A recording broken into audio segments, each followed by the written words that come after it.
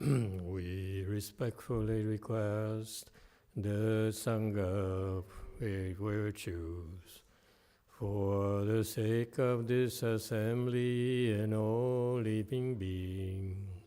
Please turn the wonderful Dharma wheel to teach and guide us how to end birth and death, leave suffering and attain bliss, and quickly realize non-birth.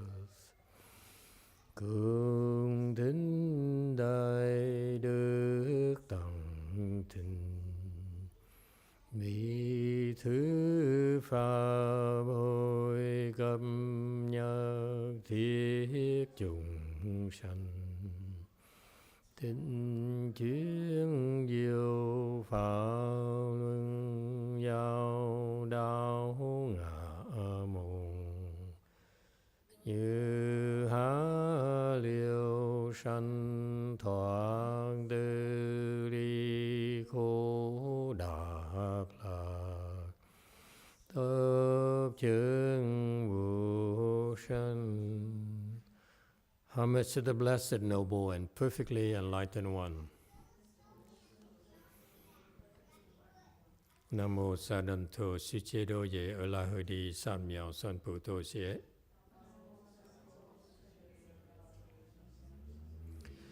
Nam mô Tát Đắc Tha Tô Ya Đa Ya A La Ha Đế Tam Miệu Tam Bồ Đà Toa.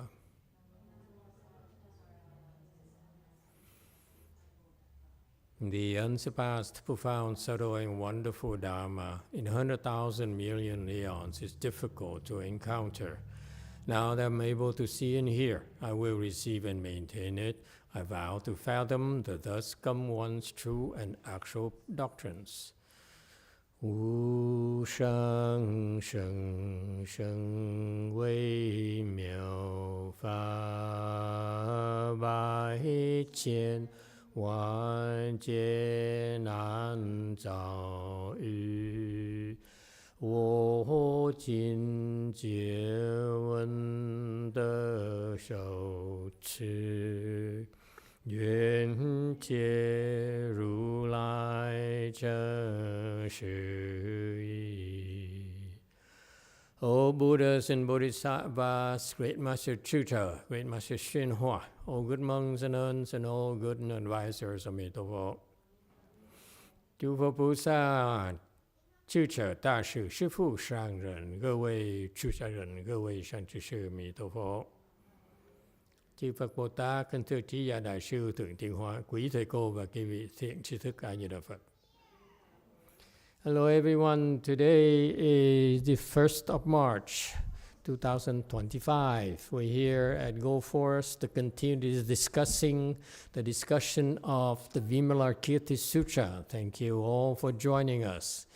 We're right now on slide 220.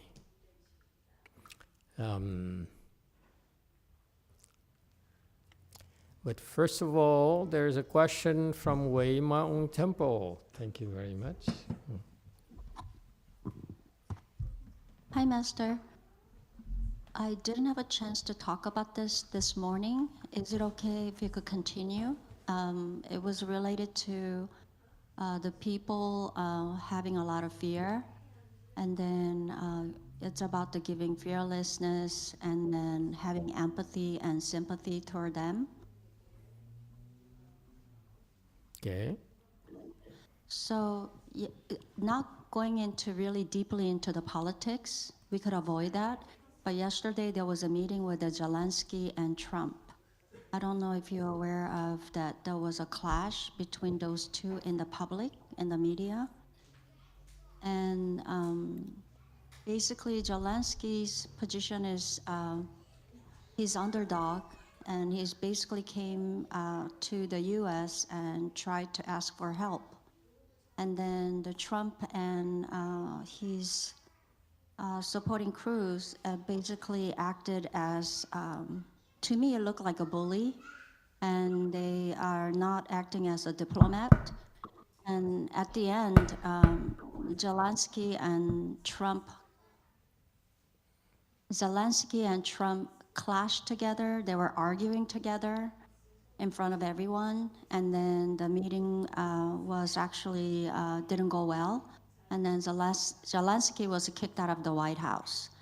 So this morning you talked about empathy and sympathy toward the people that has unfortunate situations.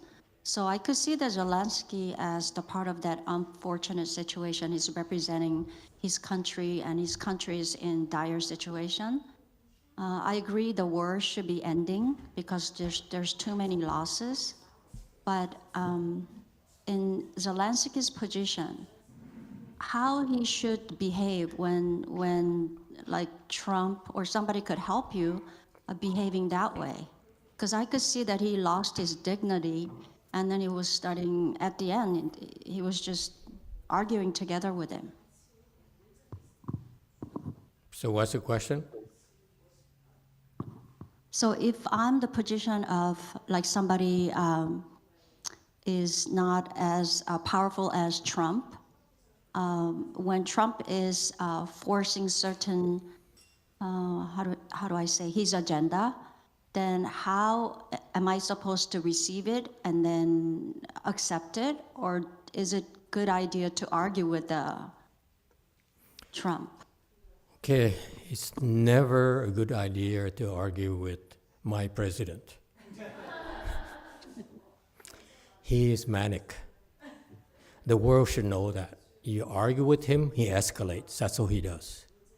If you look at the pattern of his behavior publicly, every time he gets into an argument, he escalates and escalates and escalates until he gets his way. And from a strategic perspective, Mr. Zelensky should have known better. He should have consulted with the people who know how to work with Donald Trump. He did not. So he was ill-prepared, number one. Okay, it's not about right and wrong. I am only interested in talking about the mechanics and the relationships. Okay, politics aside, you should know that in Buddhism we have something called accord with conditions. The condition is that, and Trump was very factual. He says, for example, he says, you don't have the cards to play with me. You don't have the cards to play with your opponent. What are you doing? And this has always been Mr. Zelensky's weakness. He always has this attitude that the West owes him because it's a matter of principle. He's like, there's an invasion of my country, this is wrong. You should feel righteous about it and support me, protect my country, okay? Because you could be next, maybe. But the point here is that Zelensky has a serious weakness. That is, he feels that we owe him. And that's exactly what J.D. Vance and my president were trying to tell him. You have a bad attitude. Remember, to the prior administration, he also has an even worse attitude. Never grateful at all. We spent a year, the West spent a year supporting Zelensky in Ukraine, and he never said thank you to us. And a year later, then we started criticizing him and said, then he said, oh, yeah, I'm grateful. But his funny thing is that I feel there's time for him to go. He's messing up right now. Yes. Not my president. I'm talking about the other president, okay? All politics aside. You can believe that. It's a matter of communication skills and negotiation skills.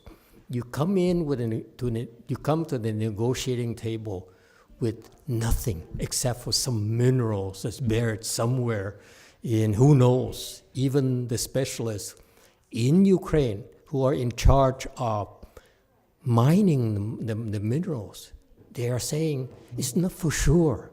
The value that Trump put, and my president puts on that, like $300 billion, it's nonsense. Billions. Thank you. And he says, it doesn't work like that in mining. We hope it's the case, but it's not. It's not guaranteed, okay? And so Mrs. Zelensky, when I heard it, I said, okay, so Zelensky should have been a lot more flexible, let my president have his way, because the emperor always has his ways, folks. You better know, okay? When you're within his empire, he's never wrong.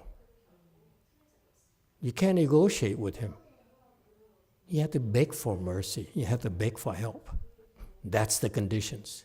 What did he do? He argued. He tried to tell me, you don't know what you're talking about. I sat down table with Putin, and he's really an A, ... Okay? He may be right, but you don't lecture the emperor.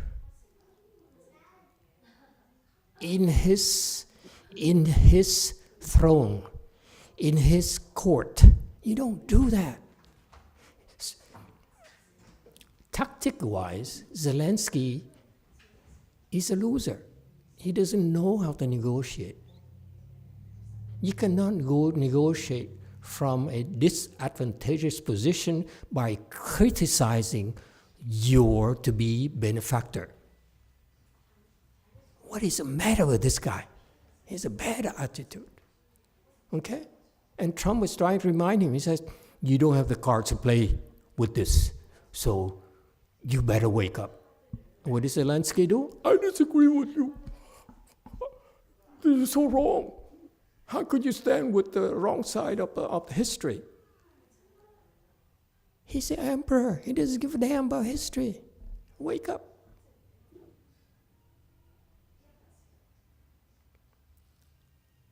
Zelensky has to go. For the Yes, good Master. of Ukraine. After that, watching that argument, I said also that he might have to resign, just for the good, so that they could bring the peace to that area. He has a bad attitude. I feel that I was, even a couple of years ago, I became disenchanted with Zelensky. I applaud his heroism, was impressed with his humongous personal sacrifices he made. However, bad attitude, okay? You cannot take your donors for granted. It's so wrong. We American people are paying for his war, of his weapons. What is he doing? Show gratitude, for God's sake. Our people are suffering too. You know, you have people who have a hard time getting health insurance, buying eggs right now, and he's coming to us and saying, hey, you gotta give me $1 billion more. To the wrong guy, at the wrong time. You gotta give him something back in return so that the emperor looks good. The emperors always must look good, folks. That's a fact. Otherwise, he cuts your head off. He can do anything he wants here in the empire. My president. Yes, you too. YouTube comment from last night from Robin Sandalwood. Master, I have struggled my whole life with overthinking virtually everything, but since I've stopped thinking so much, I've noticed my overall quality of life had improved a lot, and I'm far less depressed than I used to be, and I want to personally thank you for changing my life in so many positive ways. Yeah, thank you for telling me. It's amazing. I've been doing this for 20 years. And many people have come to us and said this and that. And believe me, it's not me, it's our people. I have a team of people that we built up the last 20 years that they made a lot of personal sacrifices. You know, when I was poor, people would take the money and then give it to me and say, just use it. Okay, so I said, what about your children? What about your retirement? I said, I don't care. You need it. I said, no, I can't take your money. So I said, there's so many examples of people who made a lot of sacrifices to help us, and I'm very grateful. I learned from Zelensky. I need to say thank you more often. But thank you for the feedback. Yes, 6. 와서 이제 제가 첫 번째는 그 조증인 사람을 대하는 태도에 대해서 제가 어떤 기본적인 태도를 갖고 있는지 마스터께 좀 점검을 받고 싶어서 질문을 드리는데, 저도 되게 조증이 심하고 특히 일을 할 때 조증이 좀 많이 심하거든요. 네.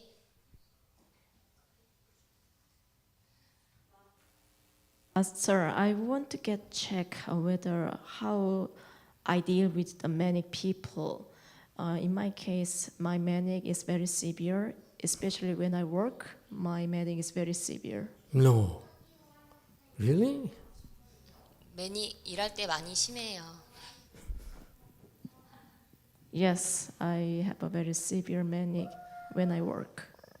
근데 그래서 제가 이제 제 자신을 포함해서 매닉을 대할 때 일단 첫째 매닉이 강하게 주장했을 때는 일단 첫 번째 한 번 발을 물러서서 매닉의 압력을 뺀 다음에 우회적으로 매닉한테 부탁한다는 식으로 이렇게 해서 자기가 원하는 바를 주입하는 게 좀 먹히는 방법이 아닌가, 제가 이런 생각을 갖고 있는데 제가 매닉을 잘못 대하고 있는 건지 질문을 드리고요. 첫 번째. So when he is a very strong manic, I step back, and then I request help, request something to the many people, so then I can get what I want. That's how I deal with many people. Is this wrong? 일단 매닉이 일할 때는 건드리지 말아야 되고, 매닉이 화를 낼 때 일단 사과를 하고 물러서는 게 매닉을 대하는 태도라고 저는 생각을 하고 있어요. 네. When many people working, don't touch them, and then when they got angry, don't escalate them. I don't get it. What are you asking about? 그러니까 만약에 저는 뭐 그거 자세히는 모르겠지만 그 트럼프의 왕국에서 트럼프가 화를 낼 때는 일단은 뭐 비굴하지 않을 정도로만 인정을 하고 난 다음에 그의 기분을 풀어준 다음에 자기가 원하는 바를 제시했었으면 어땠을까라는 코멘트이면서 제 질문인 거예요, 동시에. So yesterday, I don't know what's happening in detail, but when the Trump emperor, when he got angry, first I think he make him feel better, and then suggest what he wants. So that's my ask, and then that's my comment. What the emperor wants?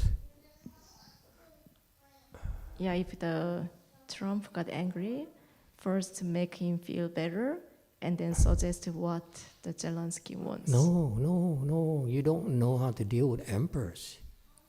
When you make the emperor angry, he cut your head off. You don't make him feel better. He cut your head off. It doesn't matter anymore. That's why Zelensky was thrown out. It's the least of his punishment. It's an embarrassment. You go to the White House and you get thrown out. That's how embarrassing. 그러니까 제가 There's no respect at all. 그러니까 제가 말하는 포인트는 트럼프를 거기까지 몰고 가면 안 됐었다라는 게 제가 막 하고 싶은 말인 거거든요. 네. So what I want to say is that he should not make the Trump such a state. Make Trump what? Trump that severe state. Severe state? What severe state? He's the emperor. There's no severe state. He cannot be wrong. We elected him to be the emperor.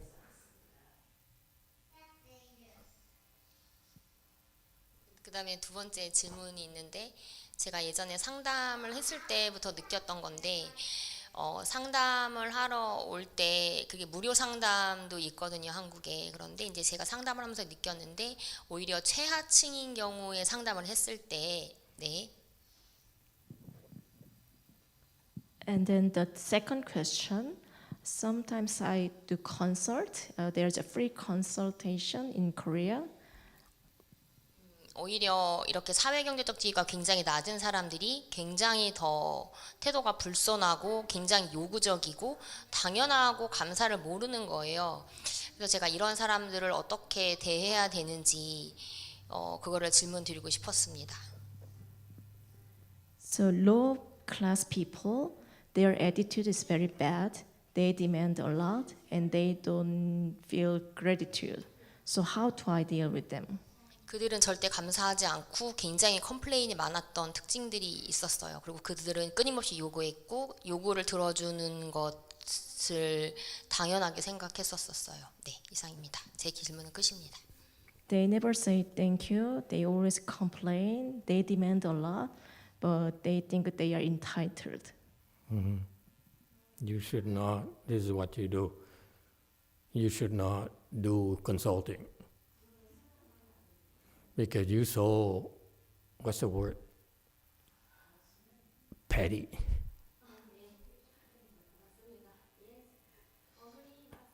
You consult people, you expect them to be grateful? And why do you consult? When you help people, you should have no expectations. With the emperor is different. He's helping people because it's to his advantage. Unless you show him that's more advantageous for him to do it, he's not going to do it. It's a simple psychology. People should know it better. You know, the time, the political winds have changed, meaning that there's a new emperor. You have to learn how to deal with a new one, that's all. People in the world will learn. Because he has nothing to lose. He has 4 years, he'll throw it away, he walks away, what are you going to do? He'll move to Russia if necessary.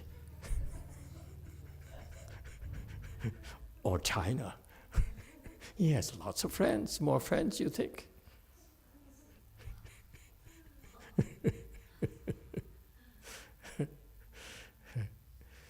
All right, enough politics today.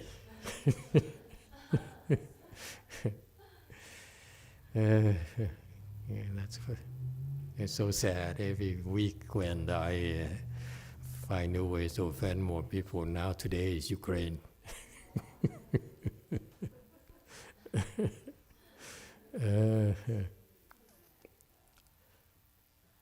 All right, we are in the section on chapter 1 of Vimalakirti Sutra.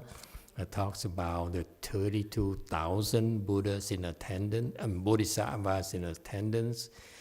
They actually Mahasattvas, meaning these are very close. People are very close to Buddhas or Buddhas already themselves, but pretend to be Bodhisattvas. So the more or less, many of these Mahasattvas are actually Buddhas incognito. Okay? So that's why we're learning about them. We're trying to see who they are, what they do, and so forth. Way Mountain question. Dạ, con kính thưa thầy. Dạ con muốn sám hối với thầy. Dạ, trong cái buổi pháp thoại tuần trước, con đã không có tế nhị. Con nói những lời không có hay. Tuy là con không có tác ý nhưng mà con đã vô ý làm tổn thương đến danh dự của những người khác. Và con cũng không có tôn trọng lời của thầy đã xen vào, nói những lời không có hợp lý. Và con thật đáng trách, con xin rất là hổ thẹn. Tuần nay con rất là sám hối từ tâm và sám hối trước Tam Bảo. Và hôm nay con cũng xin sám hối với thầy. Xin thầy hoan hỷ từ bi tha thứ cho con, và xin đại chúng cũng từ bi tha thứ cho con những cái lỗi lầm của con. Con xin cảm ơn thầy đã nhắc nhở cho con những cái lỗi lầm của con. Con mới học được câu là người xưa có câu nói 10 năm tu hành trên núi không bằng một lần được Minh Sư chỉ điểm. Con cảm ơn Thầy. A Di Đà Phật, và xin Thầy dạy cho con thêm. A Di Đà Phật.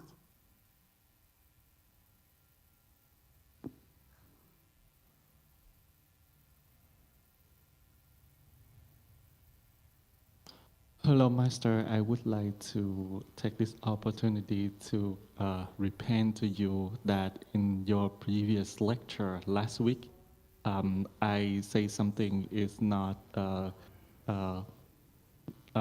tế nhị, lack of subtlety, and many things that I say, even though my mind is not intentionally harmed, but maybe it might cause damage in people's reputation. So I felt that I did not respect, my words did not respect others, so I feel like I'm very shameful of myself. And so since then, I've been repent in front of the Triple Jewel. So today, I would like to repent to Master. I hope that Master would be kindly forgo of my mistake, and also that the Great Dharma, Great Assembly would forgive me and can help teach me. So there is a saying, sages of old has a saying that 10 years cultivate in the mountain is not even equal to a chance to be taught, to be guided by the bright Master. So with that, Master, please teach me or have anything that can correct me. Thank you so much.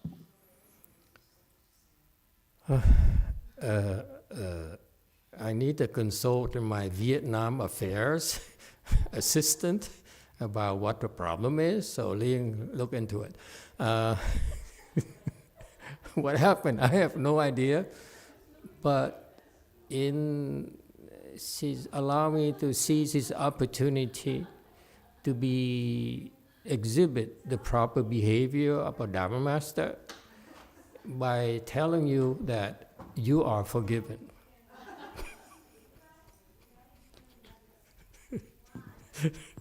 Dạ, con cảm ơn Thầy. Thank you, Master. Yeah, don't do it again. Dạ, xưa Thầy không có dám.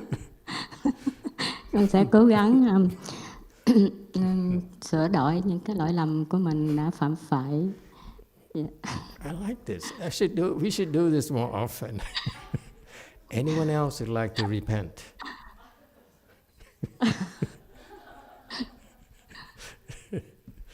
Okay, thank you everyone. Okay, can we go back to the Dharma here that some people are here for? Okay, Bodhisattva, roots of joy. 是跟菩萨 Okay, this Mahasattva, you see, great people are very humble, okay, by nature, by behavior.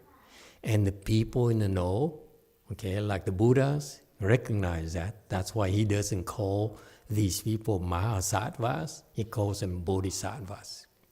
Okay, it's a sign of according with the Mahasattva's wish to be not noticed.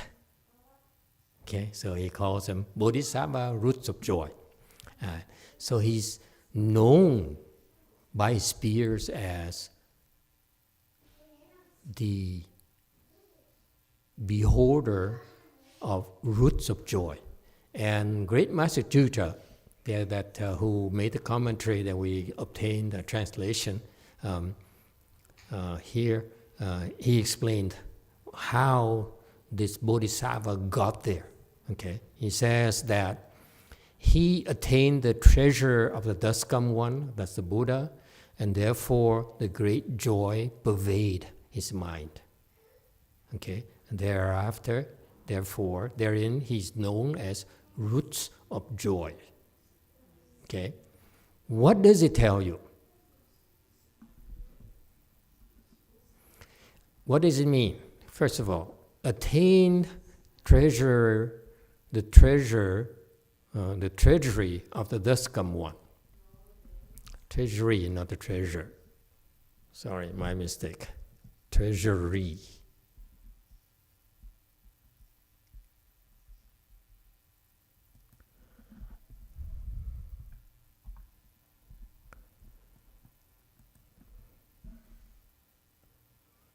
Okay, meaning this is a Buddhist jargon. It says the Buddha, he had his store of wealth, the Buddha's wealth, this immense wealth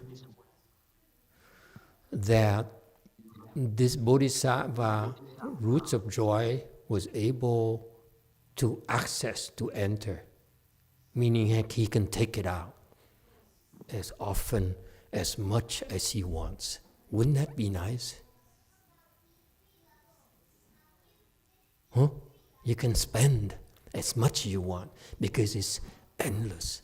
The wealth, the treasures are endless. Okay? How is it possible it's endless? Have you thought about it? I just thought about it recently, like right now. How can you have endless treasures? If you want to have endless treasures, wouldn't you like to know how? I do. What do you think? Wei Mao. I was thinking the treasure could be the substance. What? Is the treasure in this sutra the Buddha's substance? Yes, Buddha's substance, yes. It manifests as a treasure as well, yes. Okay? But we're talking about treasures that all the things that are important to us are in that treasury. Everything is in that treasury. Whatever you want, you just take out. You take out, okay? Whatever. You want gold, you take out gold. You want diamond, take out diamond. Okay? You want Bitcoin, no problem. They have Bitcoin too. Will you believe? Believe. Okay? So, how does it become infinite treasure, infinite treasury? How? How do you have it? How did the Buddha, how do Buddhas attain this treasury? How did this Mahasattva obtain this treasury? Meaning he can access it. What does it tell you? He's a Buddha himself. Agree? If you access the Buddha's treasury, then you're the same as a Buddha. See how subtle Mahayana is. Okay? Master Jusha says, this Mahasattva right here has access to the treasury of all the Buddhas. Therefore, he's a Buddha himself. How does it become infinite?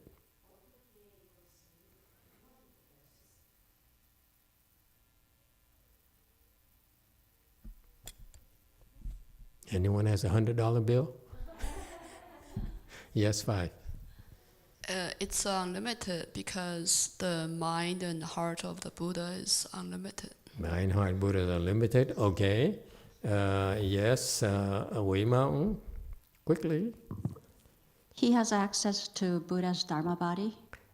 Access to Dharma body. Okay. How about DTT? Master, because he has crossover infinitive beings. Crossover infinite living beings? Yes, correct. He has 6. I'm looking for something more specific that has direct causation. Yes, 6.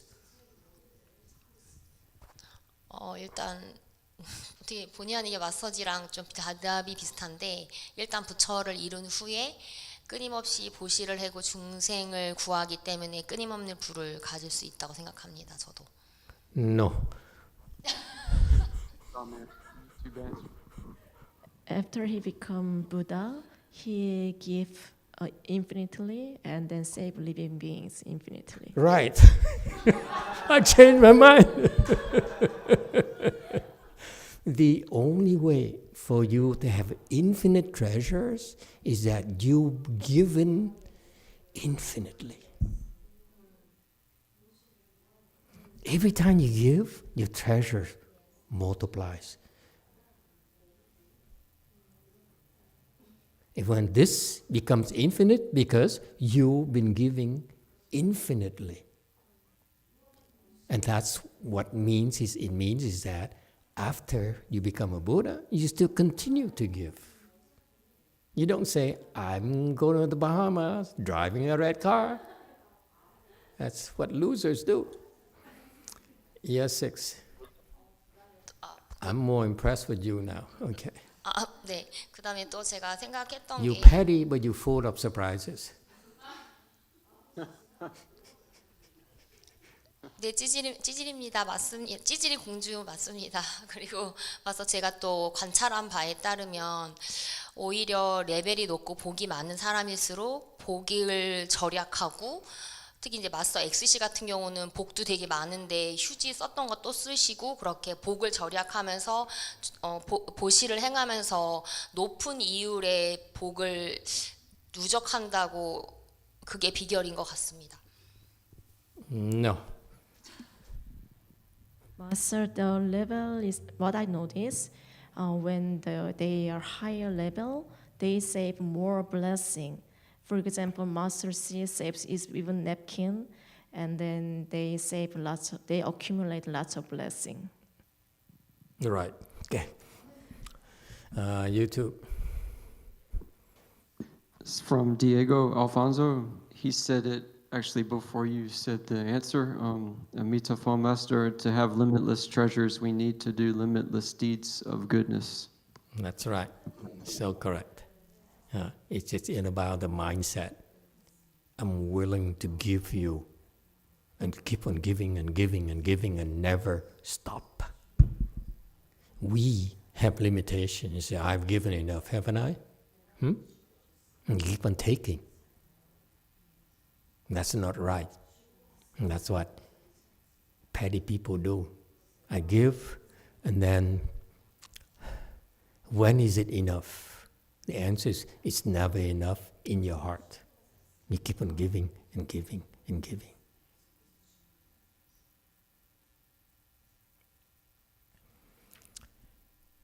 Okay, second aspect of this. He has access through what's precious for the Buddhas, the treasures of the Buddhas. Okay? All Buddhas has access to it. Okay? What kind, and because of that, he has great joy in his mind, in his heart. Okay? Now, this is screaming so loudly that cultivation ends up giving you great joy. If you do it right, your cultivation will bring you more and more and more joy. Believe it or not. It seems hard, it seems challenging, it seems a lot of suffering you need to endure, okay? But just around the corner, there's great joy. And that's what's encouraging about cultivation. Okay? You win big because you're willing to make sacrifices. And with sacrifices, you will attain great joy. Because in order for you to reach the level of Mahasattvas, you need to make a lot of sacrifices. A lot more than people realize. And you know what's the difference between Mahasattvas and Jumi? Mahasattvas are not petty. Thank you very much. You cannot be petty and become enlightened at all. Okay? All right, next. Bodhisattva, king of joy. 喜王菩萨， All right, commentary slide. This is how he got there. This is insight from great Master Tutor, who's clearly a Mahasattva. It takes a Mahasattva to recognize what it takes to be a Mahasattva, to become a Mahasattva. Does it make sense? They know the road. They know the requirements, they understand the requirements. So it's really a privilege to be able to be exposed to Master Tutor's insights. He says, the attained middle Dharma's bliss aspires self-mastery like a worldly king. Okay, this is typical of the great sages. They give you very cryptic answers. Okay, very punchy, not long 1 minute speech. It goes on and on and on. Okay? The great insights are like this. 3, 6, 8, 11 Chinese characters. Isn't that cool? And that would take us a long time to elaborate and explain. And that's how the great sages capture the essence of wisdom. So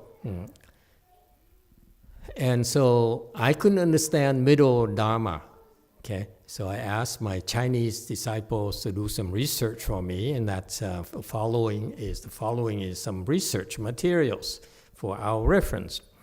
Master Chuyi, which is the Master Tutor, the author of this commentary of this sutra, he says this is a reference about the middle way. Okay, attain middle way bliss. I said, what is the bliss of this middle way? Okay, that this Mahasattva can experience. And so he says, you practice single-mindedness, and you practice three contemplations for your reference. You first contemplate the true, okay, the absolute truth. Number 2, you contemplate the false. Okay, and number 3, you contemplate the middle. That's why the 3 contemplations. For your reference, the true is the ultimate truth. What is the ultimate truth? Ultimate truth is that everything is empty. Don't be attached to it.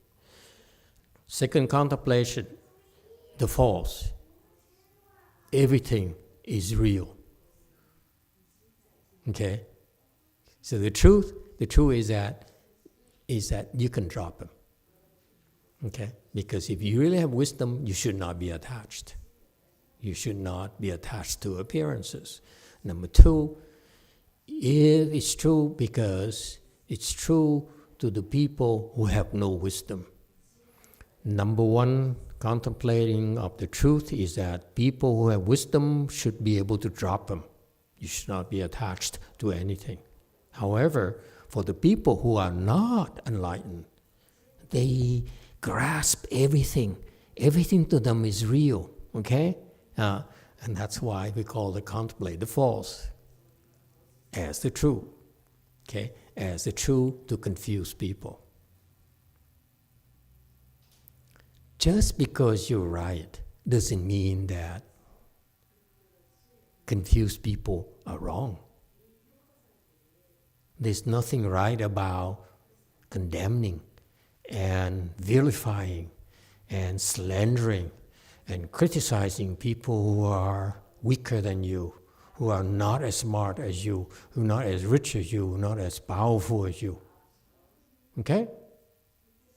Nothing good about it. That's why if you have wisdom, you should embrace people. It's confusion. And that's why you contemplate the false and embrace it. Okay? It's very much like we embrace how stupid our children are. No. You can't explain to them. They don't get it. Okay?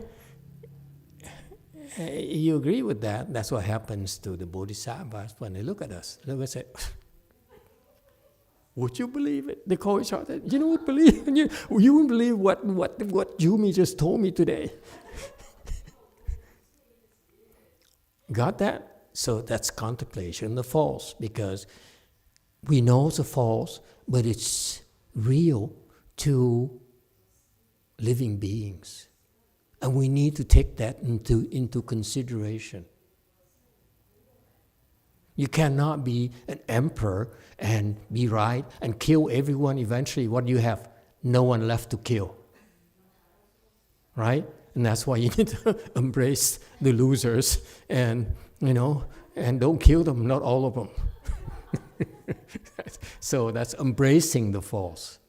Does it make sense? Otherwise, you have no one left to live with. So women, be kind to your husbands. And boyfriends, okay? All right.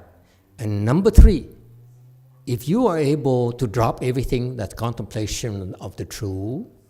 Number 2, next step is that when you're able to see the truth and you can drop everything, then you have to learn to embrace everything. That's the false. You embrace the false. Is that clear? When you see the false, you don't reject it. That's wisdom.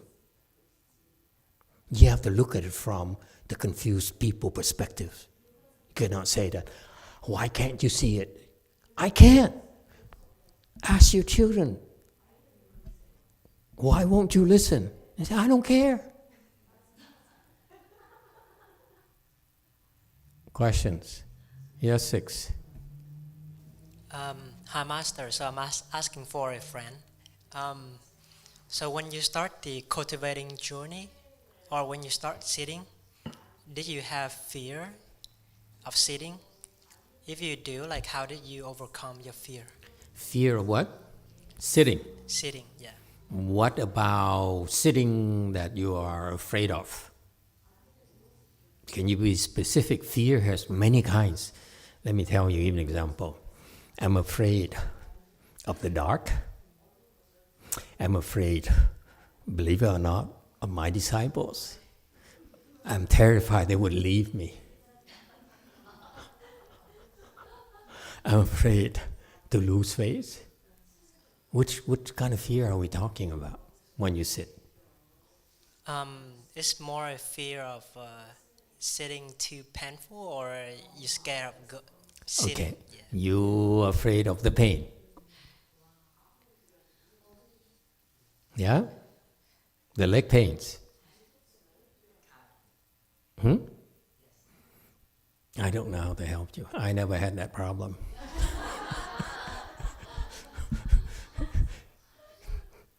People help him out. Yes, Yumi. 마스터 제가 I'm afraid to hear what she's going to say next. She has so many fears. Yes, 4. 마스터 제가 안 그래도 그 벌문 끝날 때쯤에 결과부자에 대한 좀 제 경험을 공유해도 되는지 여쭤보고 싶었는데 마침 질문을 해주셨던 거고요. 한번 끊을게요. Master, I was thinking about asking you if I can share my experience of Full Lotus, but this time the question came out. 일단 제가 마스터의 인스트럭션이 결과부자였을 시기에 제가 매일 했던 게 밤에 자기 전에 마스터 오일을 바른 결과부자한 상태에서 마스터 오일을 바르고 초록 램프를 쬐었어요. 계속. 네, 거의 매일 밤에 그렇게 밤에 자기 전에 그렇게 했었고요. 네. So when Master gave me the instruction to sit in Full Lotus, every day I sit in Full Lotus and I put the oil and I use the lamp. 근데 여기서 포인트는 결과부자한 상태에서 고통이 일어난 그 포인트에 오일을 바르고 램프를 쬐는 게 포인트인 거예요. 첫 번째 포인트가. The important thing is that sit in full lotus, and there's some part that we feel pain. So apply the oil to that part, and then use the lamp. 그리고 이제 제가 결과부자에 대한 저의 그 공포가 두 개였는데 일단 페인에 대한 공포가 있었고 마스터의 인스트럭션을 실패할까봐라는 두 가지 공포가 있었어요. 그거를 제가 어떻게 극복을 했냐면 And I have two fears. The first fear is about the pain, and the second fear was what if I fail the master's instruction? 네, 근데 제가 그걸 어떻게 극복했냐면 계속 오일을 바르고 계속 트라이 챌린지를 하면서 어느 순간 어떤 인사이트가 왔냐면 두렵다 아프다는 것도 실제 하는 게 아니라 내 생각이다라는 거를 어느 순간 인식하게 됐어요. So I apply the oil every day and I try, and then at some point I got some insight. The fear and the pain, that is my thinking. 왜냐하면 아픈 상태에서 갑자기 놀라면 아픈 그 포인트를 잊어버려요. 그러니까 그건 아픔은 실제 하는 게 아니에요. Because when I got surprised by something, I forgot the pain. So that's why the pain doesn't exist. 그리고 마지막으로는 계속 시도하는데 실패한다. 그러면 복이 부족한 거예요. 그러면 결과부자한 상태에서 42수 안에 제멍제멍을 한다든지 메디슨 마스터 부다를 하면서 결과부자한 상태에서 제가 복을 충전했었어요. 네. But if I fail again, that means I don't have blessing. So I sit in full lotus, and then I recite 42 hands and eyes, and recite Medicine Master Buddha. So I try to create blessing while I'm sitting. 그렇게 극복을 해서 롱 시팅을 하게 됐었어요. 생각보다 돌파할 수 있어요. 할 수 있어요. That's how I overcome, and I was able to sit long. So you can do it.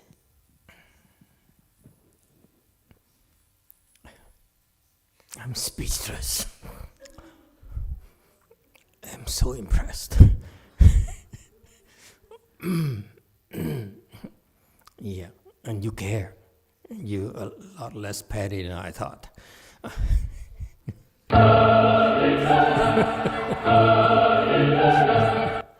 Okay, don't overdo it. Once is enough, don't encourage her. Okay, very good. Anyone else has any suggestion?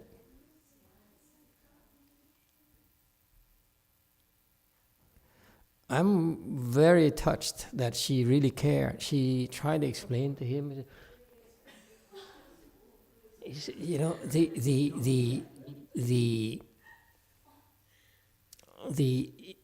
well-meaning is so overpowering. That's why I was so touched. It's a side of you that I never saw before. I only saw you fighting with your husband, but never this way. Yes, you too. From Ru sang, go slow with the pain, keep trying to sit, stop or just sit. One or more minutes when you feel painful, sit. When you wake up and before you go to sleep, keep trying to sit whenever you can and plant blessings. Oh, I see. Yeah, that makes sense. But you forgot one thing. Ru Chang, that is, think about your boyfriend. You're sitting for your boyfriend. Try that as well. Anyone else? Yes, you too. From the same person, that's how I got from 0 minutes to 6 hours sit. Wow, impressive. So good. Now try 20. Anyone else? Okay? there's so many ways to deal with it. Fundamentally, it's, first of all, it's conditioning your mind. This is a training of your mind. It's not of the body at all. We train your mind so through the use of your body. The crossing your legs, as I often said, is not natural. It constricts the blood flow through your ankles and through your knees. It's a totally unnatural position. It's by design. That's the genius of the Chan teachers. Okay, and so because it's unnatural, most of us, the overwhelming majority of us, will experience discomfort and great pain. And that's by design. You learn to endure it. Actually, let me rephrase it. You choose to endure it. Okay? If you choose to endure it, great things happen. Because ordinary people are afraid of pain. And that's a good thing to be afraid of pain. It's a natural instinct of self-preservation. However, this is special spiritual training where when you deliberately endure the pain, wonderful things happen inside of your psyche, inside your mind. That when you break through, you say, aha, I didn't realize I'm capable of this. That I feel so much better than I ever could feel before. I sound like a salesman, don't I? Because he's a salesman. Okay? All of our people who went through the Chan training here, in China, in India, everywhere, all the Buddhist disciples who believe the instructions and learn to endure the pain, they gain great benefits. All of them, bar none, 100%, from what I know so far. Okay? And therefore, the benefits are so multifaceted, so multidimensional, that you look back, you say, oh wow, the price I had to pay was nothing compared to what I gained. Okay? And not just for you, but for everyone around you. For yourself, for your family, for your friends, for your co-workers, okay? For your ancestors, for your neighborhood, and on and on and on. All right? So, as a salesman, it's great benefits. That's why. Okay? Otherwise, it's stupid. If you endure and incur losses, then it's a nonsensical process. Number two, many people have experienced this already. And so it's a proven methodology to transform you. And it's like a smelting process, you know? Like when in order to purify the steel, okay, to remove the impurity from the steel, when you make a sword, you need to use heat, okay? You heat the piece of metal, piece of iron, and when it's still hot, you put it on the anvil, you take a hammer, and nowadays you use a machine. But back then, they take a hammer and they hit it, ting, and another assistant hit, ting. So they keep beating the piece of steel, and you see sparks flying. You know what sparks are for? The sparks are the impurities. So you beat the impurities out of the steel, and eventually the piece of steel there becomes pure and free of impurity. That's why the katana or the samurai sword is unbreakable. It's the strongest because there's a process behind it that only the Japanese have the secret to do it. Okay? So it's a proven technology. Number 3. I forgot what number 3 was. But let me make up number 4 in lieu of number 3. Okay? It's about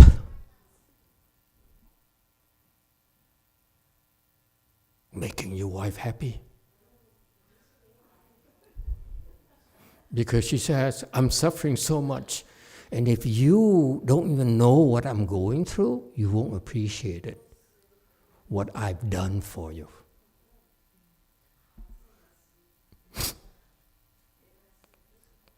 I'm doing it for you, but you don't even know.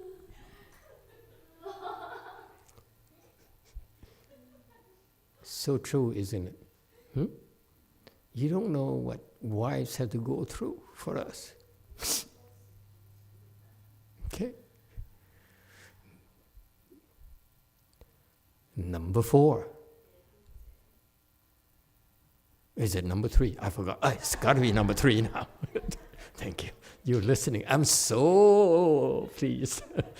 To no end. Okay. 3 or 4, something like that. Let me tell you why you should do it. Okay? Because of fear. You ask about fear? How do we get a fear? I use fear to counter fear. Poison to counter poison. Okay? What kind of fear? Fear of disappointing my wife.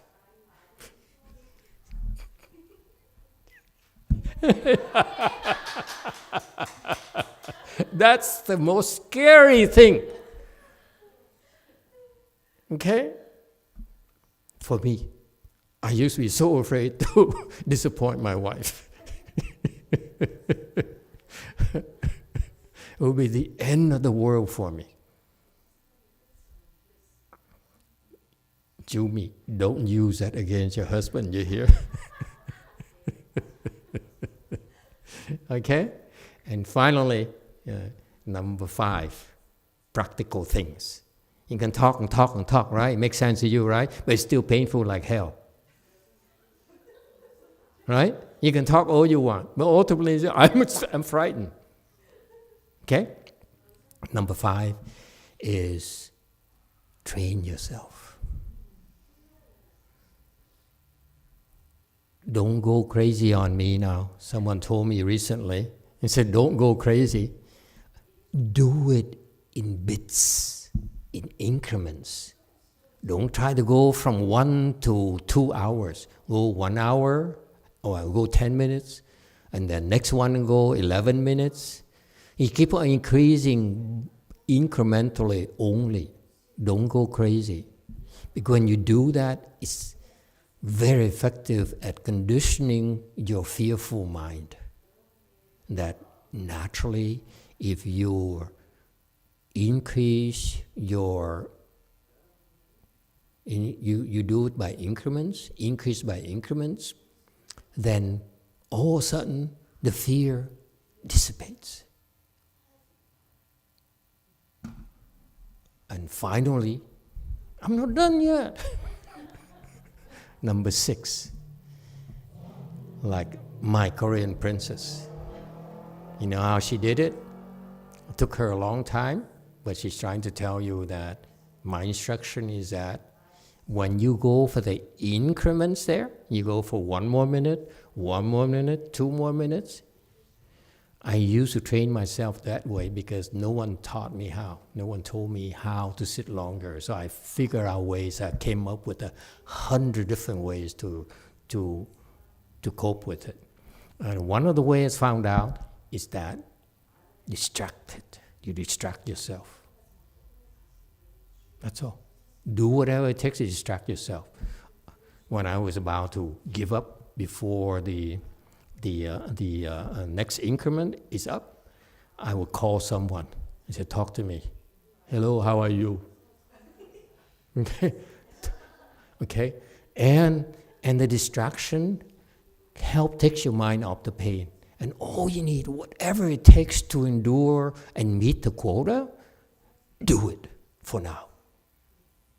And that's part of your realization that she finally found. Okay, but it takes training to get there. Is that pain there? Eventually you see it. You get to the point where you develop the skill where, what pain? As soon as it's painful, gone.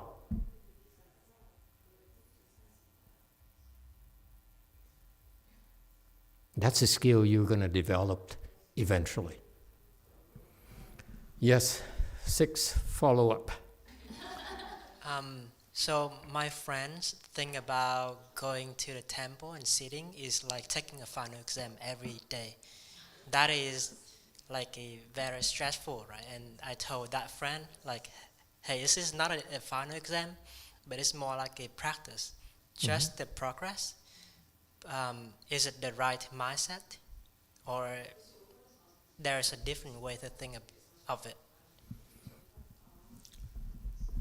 It depends on the person.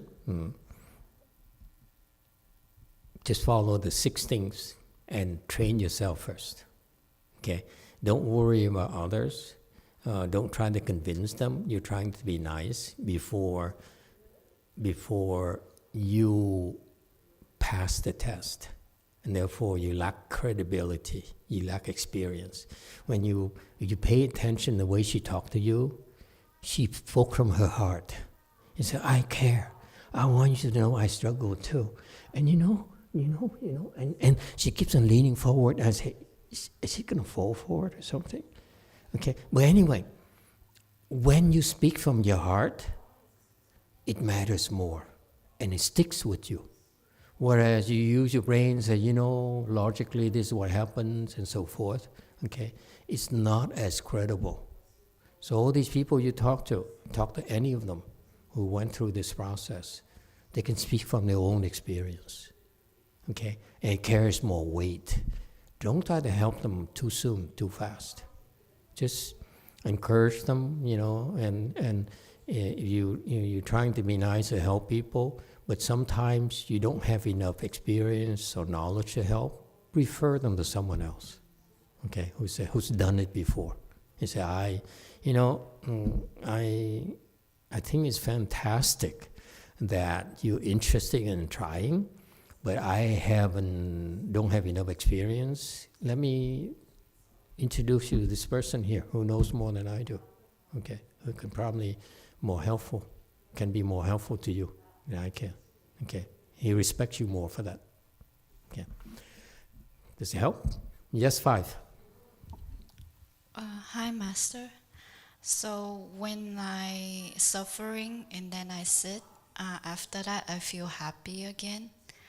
But then I think that I'm too happy that I forget all my suffering in the past. So I'm afraid that I might do something stupid and cause that suffering again.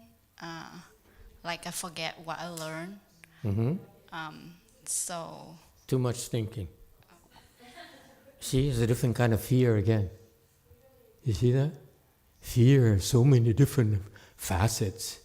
It's endless, right? Okay. Too much thinking. Don't worry about it.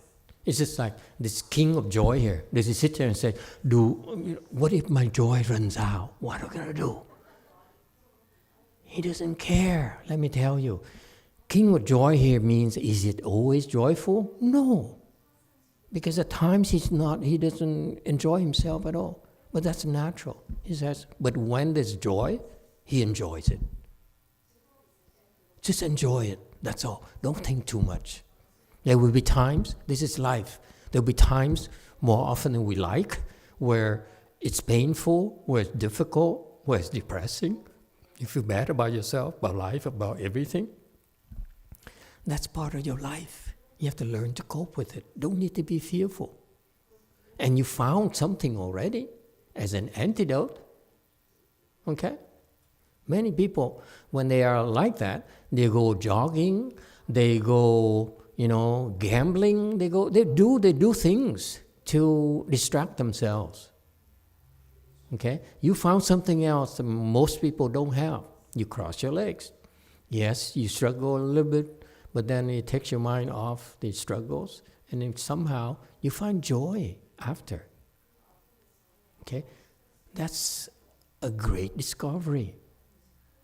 And that you can draw upon time and time again. It's wonderful. So why do you keep on sitting there and then put a hat on top of a hat and what if this runs out? If it runs out, I know what to do now. Yeah? As an option. That's all. Okay? Don't think too much. All right? But there are good news as well. If you keep it up, and I want you to think about improvement. Because if you keep up the practice with the purpose, with the objective of improving, okay, the joy gets bigger, comes faster, okay?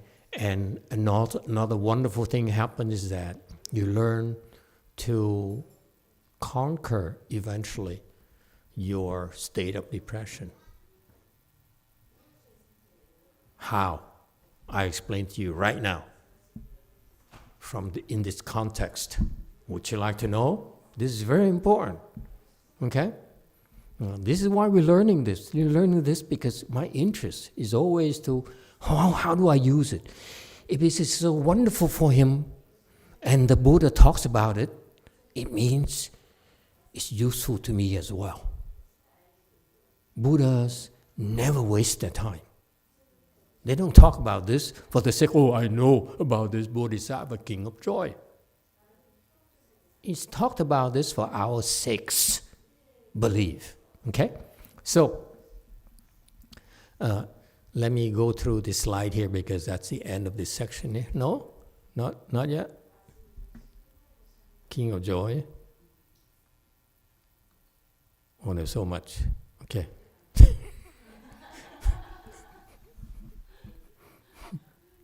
Okay.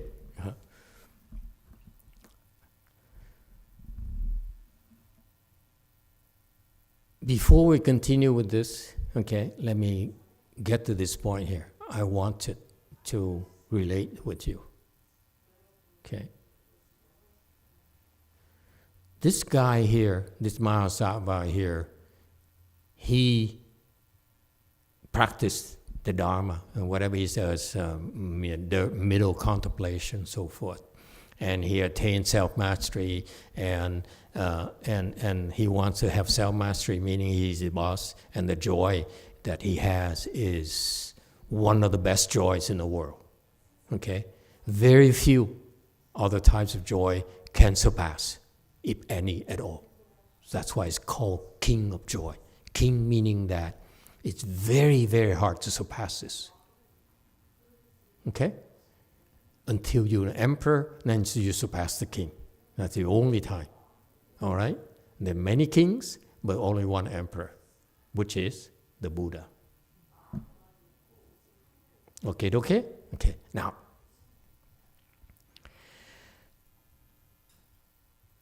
this tells you, this guy here, King of Joy, this Mahasattva, King of Joy, and Roots of Joy, their basis is joy.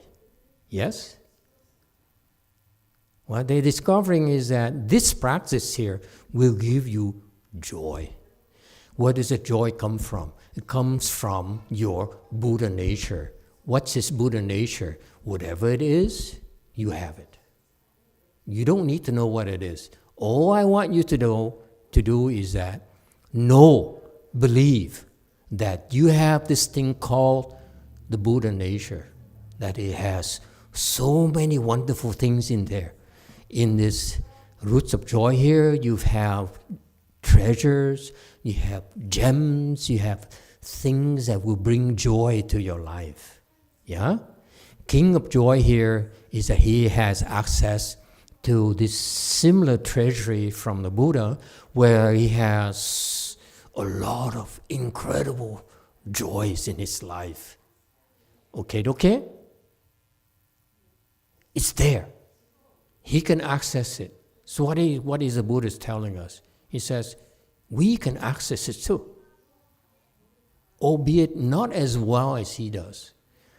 So I want you to think about this concept, that somewhere in your Buddha nature, wherever it is, okay? Whatever it is, wherever it is, but you have it. You just don't know where. You don't know where. Is it through that door? Is it behind you? Is it, somewhere in, you live in Sacramento or in San Jose? Sacramento, okay. Boonies, okay.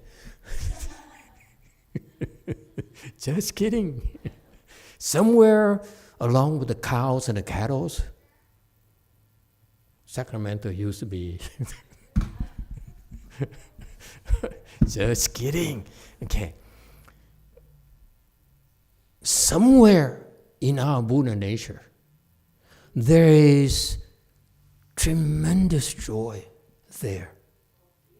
If somehow we can find a way to access it, it will be fantastic. Okay? And so, this matters because if, like many of us, feel depressed, I do occasionally, you look at your own disciples, oh my God, why me? Okay? So you can't help it, Sometimes life is very depressing, okay? When you feel like that, okay, you should know that the spiritual practice is like you cross your legs, you recite mantras, you bow to the Buddhas, okay, and so forth that you learn here, and you do great compassion repentance, you tune in to the morning ceremony, evening ceremony, and so forth, okay. All those are actually access points to your Buddha nature, including crossing your legs. Everything we do are to help you develop access points to the treasury of the Thus Come One. That's also part of your Buddha nature.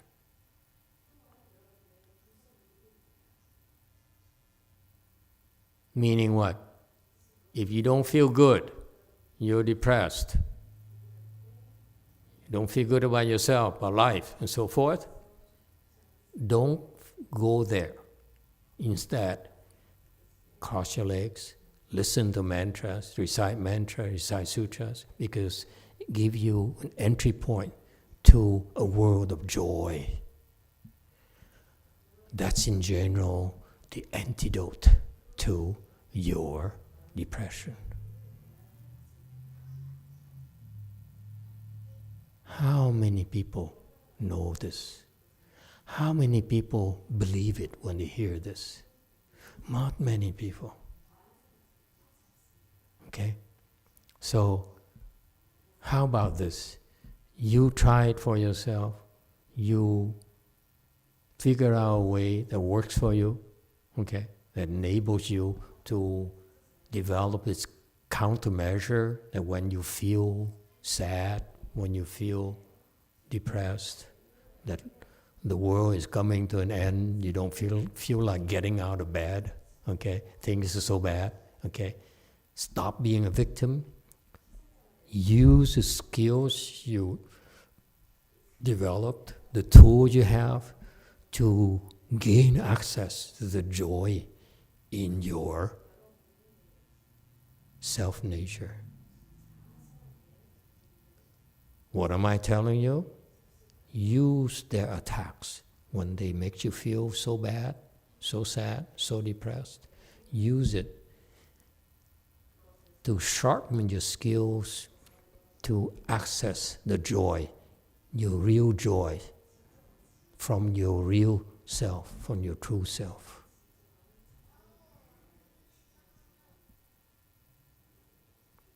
You're suffering right now. It's a struggle for you right now.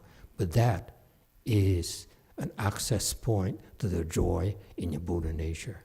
Trust me. Okay? Use them. Stop being a victim. Okay?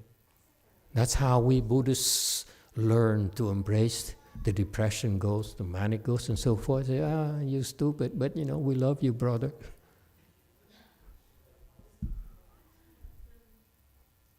You're petty, but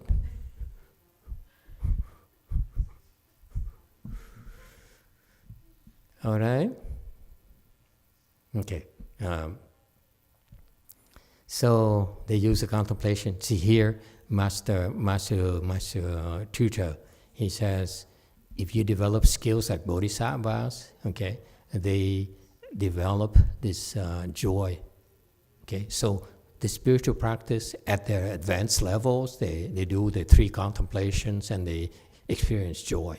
So that's one way for them to develop it. Okay, that's actually much faster ways, but this is how, in theory, they do it. Okay, joy has 2 kinds: impure and pure. Okay, joy here refers to pure joy. This is why it's called king. Okay, pure joy, also impure joy. Don't worry about it. Okay, we don't have time. Just pure joy is good enough. Okay, and then they went even further, and they said, because the context is what is middle Dharma here. You remember? I didn't understand what's middle Dharma. The wording is kind of weird. It's not common, and so they try to explain it. Okay, so they went through this process here. It's okay. It's a lot of conceptual things that it's okay. When you have the wisdom, you can read it and say, it makes sense. Right now, probably it doesn't make sense to you. It's okay. It doesn't matter. Okay, I leave it here as your reference point. You can go back and have access to these slides anytime that you feel like and look more closely. Or if you have questions right now, if I go too fast, you can say, hey, just a minute, can you explain to me on slide 224, and so forth, okay? No questions? Okay, very good. Next. Read fast, okay? Okay, so this main thing I want to stress with you is that these practices here will naturally help you develop more joy, experience more joy. And it's a wonderful gift for your family and for the people around you. Okay? It's an act of giving. Giving is not always about money and labor and so forth. Maybe you simply give by going to your husband and hug him and give him all the joy inside of you.